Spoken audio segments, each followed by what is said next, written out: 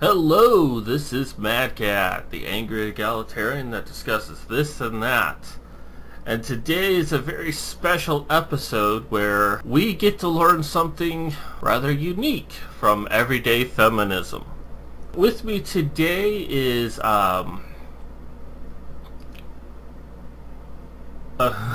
Josh. I completely blanked. I apologize. That's alright. How you doing, sir? Not bad. How are you? I'm doing alright. Can you tell us a bit about yourself before we get started? Pretty much just a shit poster. I've got a YouTube channel. It's sort of inactive most of the time, but I'm trying to get a little more motivated to actually do more videos. And I found this and was just like, yeah, it's something. Someone has to talk about this stupidity. So that's pretty much it. And, well, I thank you for sharing this with me, because I'm, really excited by this. What we're looking at today is a video by Everyday Feminism. They released a webinar, and the way they advertised it as, this was a special online presentation about how to heal from toxic whiteness. The cure. I'll let that sink in for just a moment. Okay, moment over. But as soon as Josh told me about this, the first thing I did is I signed up for this. They offered it for free for anyone to watch this. And so I signed up for it, and then they sent me the link to it. I didn't make their live presentation, but I made their encore presentation, and then I recorded it. So it's not like I hacked into their systems and took it off their server. They offered it free. So now I'm watching it with Josh here, and we're going to discuss it as we watch it. Now, it's a 90-minute video. We're not going to watch the entire thing, but we're going to get through most of it. And it should be entertaining, to say the least. Alright, let's go ahead and get this bitch started. And by bitch, I mean the project as a whole, not the women who are actually doing it. I just want to make that distinction. Hey everyone, my name is Sandra Kim, and I'm going to be your main trainer for today's workshop, which is called Healing from Toxic Whiteness to Better Fight for Racial Justice. And so this is the launch, actually, for a new program that we are offering now through Compassion Activism and Everyday Feminism. And we're super, super, super excited to be doing it because, as you know, we talk a lot about racial justice at Everyday Feminism, and we get a lot of requests from white folks asking, what can they do, right? Like, what can they do? Because a lot of folks are very confused. There's a lot of fear. There's a lot of anger what's happening, and not quite sure about what to do about it, right? And so this is why we decided to do this program that is focusing on supporting white people in healing from the emotional harm that is caused by white supremacy, a topic that is often not discussed in our society and our movements, understandably, given how we're still, as a society, really struggling to acknowledge how people of color are being harmed by white supremacy. So we haven't really had a lot of conversation about how actually people with white privilege are also being emotionally harmed, though at the same time, obviously, receiving a lot of benefit materially and socially from white privilege. So that's the topic of conversation today. It's a huge, huge, huge topic, of course, and so we're going to do our best to make it really flesh it out for you and then give you some concrete tools, and all within 90 minutes. So they have a lot of white people come to them to discuss what they can do to overcome toxic whiteness. I somehow don't believe that there's this market of just an assload of white people showing up to be like, hey, please help me understand how I'm a horrible person. I want to believe that she's lying out of her ass, but I have the succinct suspicion that she's telling the truth. and that there are a lot of people within feminism who are convinced that all the problems in the world are caused because they are white. And it really scares me that someone could believe that. Yeah, that's a seriously dangerous thing. So we're going to do our best, but just to let you know, because it is a really big topic, we also are going to be talking about an opportunity to do a much more extended program, a 10-week program actually, at the end of today's workshop. So, but that's going to happen at the very end. So, stay with us and we'll see, we'll see how much we get done today. Hopefully we walk away with quite a lot. And just to introduce you to some of the other people who are here with me, Dara Silverman. She is going to be supporting me in today's training as well as in the longer 10-week program. And so if you could just introduce yourself and your work and why you're here. Hi everyone, my name is Dara Silverman. I'm really honored to be here to be working with Sandra and Josette and Everyday Feminism on this webinar tonight and then also on the 8-week program. I've been a community organizer for the past 20 years, and for the past 2 years I've been the founding director of Showing Up for Racial Justice, or SURJ. Before that I was the director of a group called Jews for Racial and Economic Justice in New York City. And basically I'm just here because I think it's so crucial that white people take a role in fighting for racial justice, and I'm realizing what our own stake is in ending white supremacy. And to do that we have to work on our own pieces of this internally in our communities, with our families, and then institutionally and structurally as well. Yeah. Thank you. Thank you. And Josette, do you want to share a little bit? Hey y'all, I'm Josette. I am the program director of Everyday Feminism. I've been with the magazine for about 2 years almost, and it's been quite a journey. We've grown exponentially. I think when I started, we were at like 250,000 fans, which is a lot.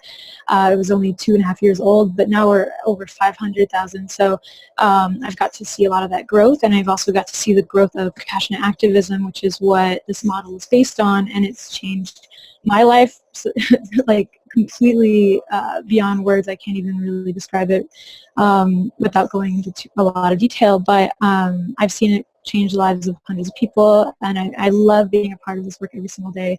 I'm really honored to be here, and thank you so much for being here and dealing with all of the the busyness of this call, but we're excited to have you.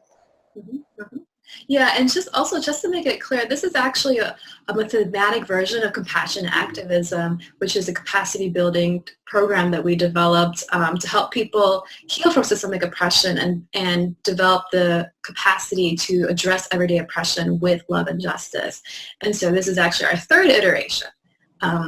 So I know sometimes it can get confusing because there's everyday feminism and there's compassion activism. So just kind of want to clarify that a little bit about the folks who are in the space with us. Did you notice that jump cut that they did?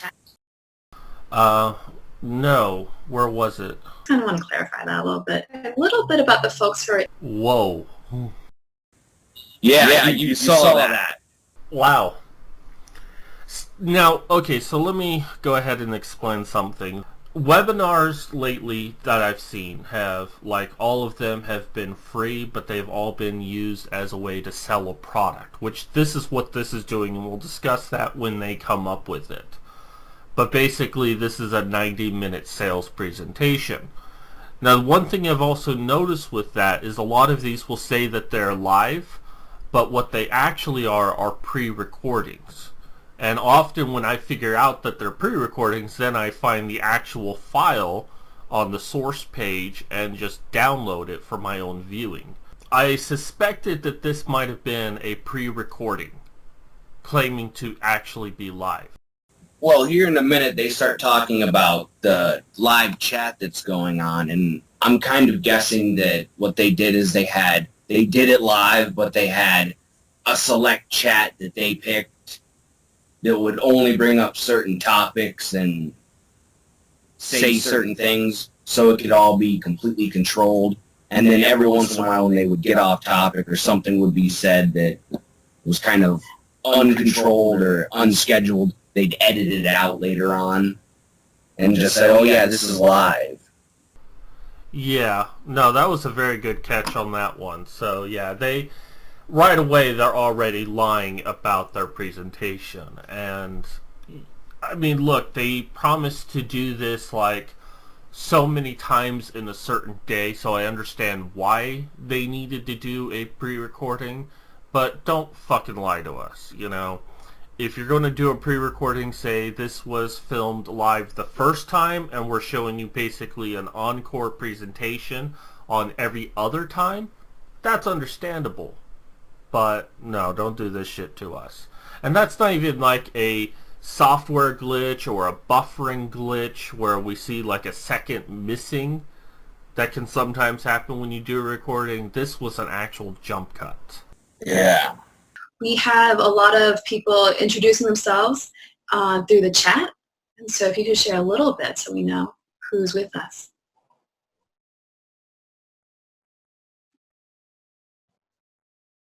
Does that? Sorry, I was. Oh, there's an echo. Sandra, I think, did you have your head? Okay, maybe not. So, sorry, I was reading it and I realized I wasn't reading out loud. So we have people from Atlanta, we have people on the ACE spectrum, that's awesome, I am too actually.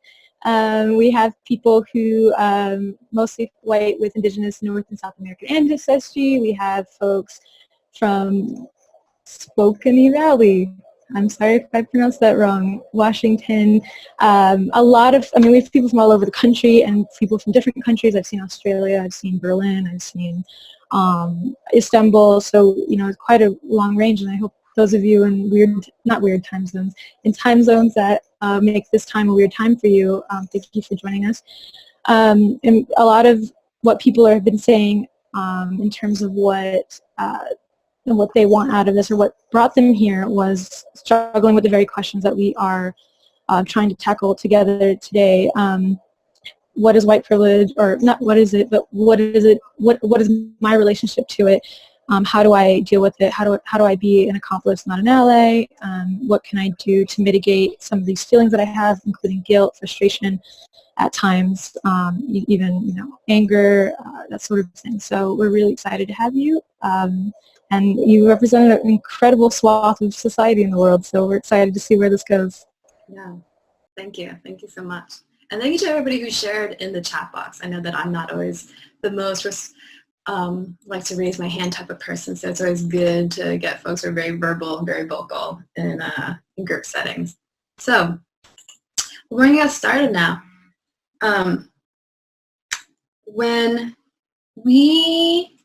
So I want to do this have this conversation with folks because, as I mentioned before, because we struggle to even still acknowledge as a society that, you know, people of color are being systematically and historically and continuously, pervasively harmed by white supremacy. You know, there hasn't been as much conversation about how white supremacy is actually emotionally harmful to white folks.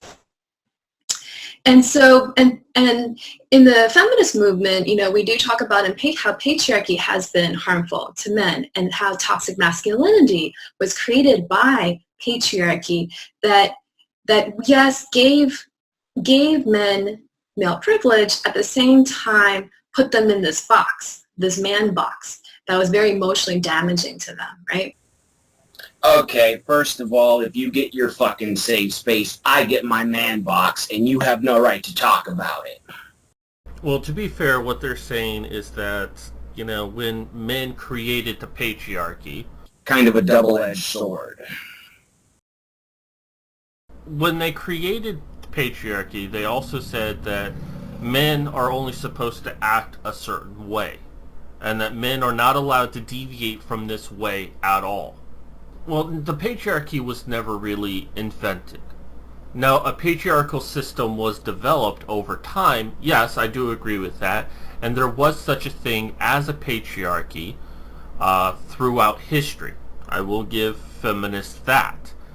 I don't think we currently live in a patriarchy. I believe that we have an establishment that controls everything. To what they call the patriarchy, I call the establishment. The funny thing about the establishment is it uses feminism as a tool to try to control the population, just like Black Lives Matter. You know? And it does try to pigeonhole people into certain roles. Like, if you're a man, you're supposed to do this. Oh, you don't want to do this anymore? Then we're going to take away your masculinity, and we're going to use feminism to do it. And this is what I think is actually happening on. They actually keep saying, like, George Soros or whatever is controlling Black Lives Matter. And that really conforms to the whole establishment theory. Some white guy is controlling Black Lives Matter as a way to control people and keep them fighting and pay less attention to, you know, who really is controlling this government. All the nefarious shit that's going on behind closed doors. Right. The same sort of things that doesn't have Hillary Clinton be arrested for being the criminal that she is. Yep. And some have said that Donald Trump has also done some bad things and he's a criminal. Well, same as system. Yep. I'm always saying that there's only one political party, and I know I'm getting into some conspiracy theory bullshit right now, and yeah, that's why I don't really talk about this too much, but there is a system out there that is putting people into specific roles. But it's not patriarchy, it's not men that created this. This was a society, this elitism, society, classism bullshit that created this system. I don't know if it created feminism, but it certainly uses feminism, and it certainly gives them ammunition to this sort of patriarchy, saying, oh yeah, there's a patriarchy, I'm a part of the patriarchy, now here's what you need to go and tell everyone. I think feminists are being duped, but I think the ones in the higher echelons really know what's going on, and that they're just part of the problem. They're the ones making the money. I think feminism was more of a side effect of this whole thing, and then once the establishment realized it was there and what it was, they just started exploiting it. If you have two different groups and you make one of them to take the words from feminism, you other the one group and make them the bad guys, both sides will keep fighting forever. And as long as they're fighting, they're not paying attention to who's in charge and what they're doing. Yeah, it's basically like what a magician does on a stage. It's misdirection. Yeah, look over here, but not over here. Exactly. And that's what feminism is it's just a misdirection. Unfortunately, it's a powerful one. Yeah. And the only way we can get past feminism is we have to show feminism for what it is, just a misdirection. And that's what we're doing here today. And this is just another aspect of that. So let us continue on.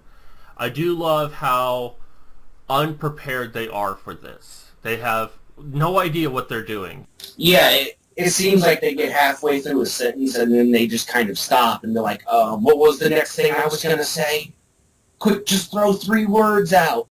Well, also the fact that, you know, they're having a presentation on screen.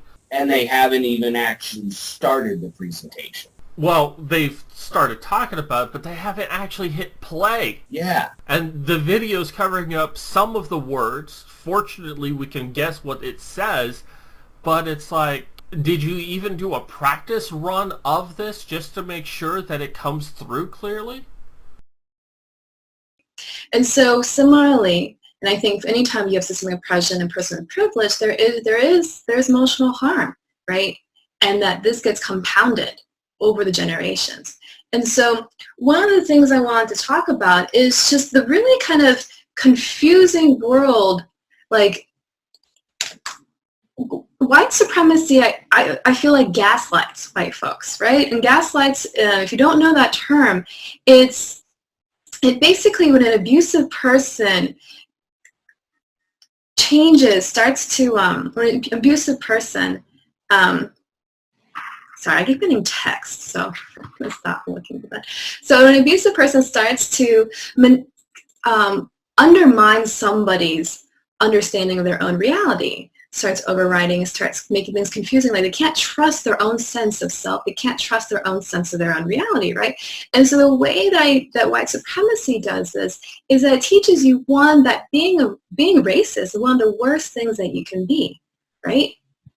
I think I read somewhere at some point that I think it's second to being a pedophile, perhaps. I don't know if that's 100% true, but the general gist is like being a racist is considered to be one of the worst things you can be. And at the same time, that white supremacy is what built this country in the United States and many other countries in the world, right? And so it's actually, we've all been taught to think and act in racist ways, and for white people that personally benefit them.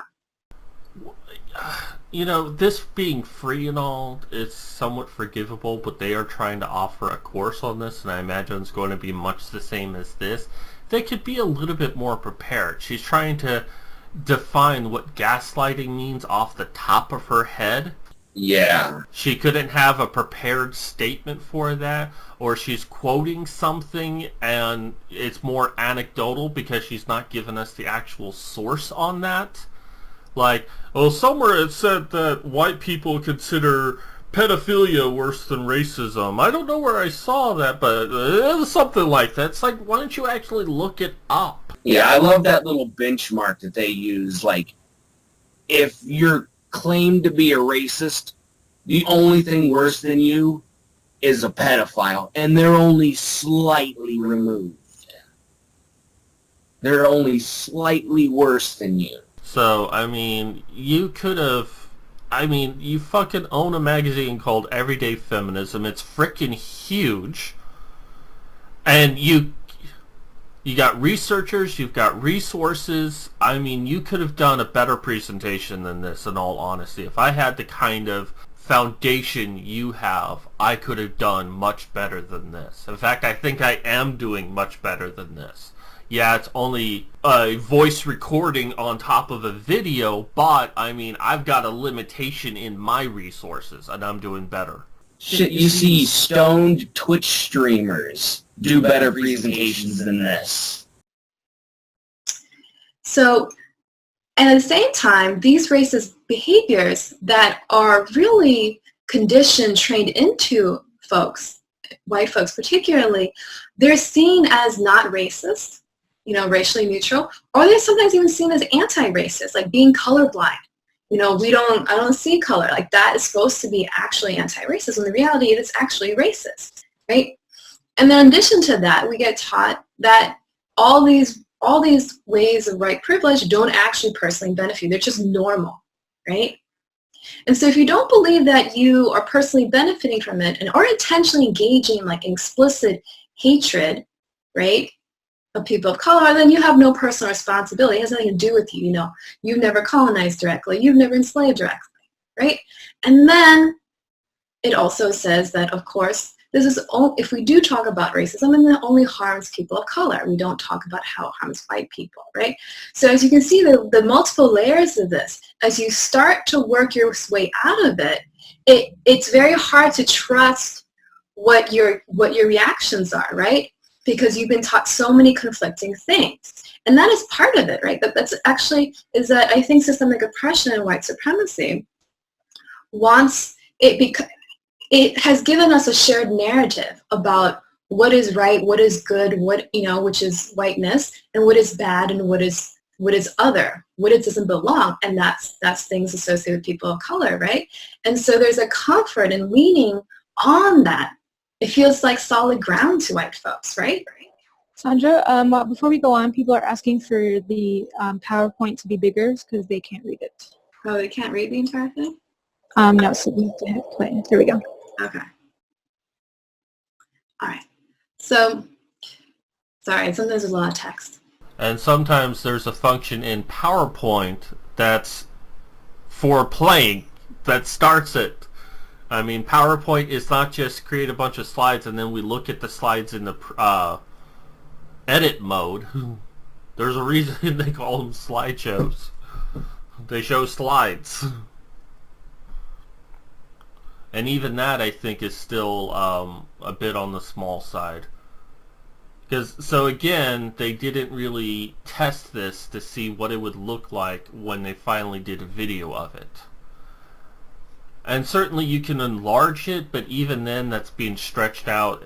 I just think this was poorly done. They didn't properly do this. I mean, if they're doing a general YouTube video, that's one thing, but here they're trying to actually say they're healing people from toxic whiteness, and that this is a very important thing, and their production value is so low. And it's like, you've got to have the best possible presentation you can. And just, I know I'm harping on this, but it's just so atrocious. I mean, someone should have told them, look, you've got to test this out and make sure it comes through clearly, you know, and make sure that it's really going to work. You didn't properly plan for your video icons to show up on the PowerPoint presentation, so it's blocking out some of the information. It's not bad now, but what if there was a whole paragraph right there? We're cutting off a part of the paragraph so we can't actually see what it says. Now, yes, they do provide the PowerPoint presentation for view later, but that doesn't help with the presentation now.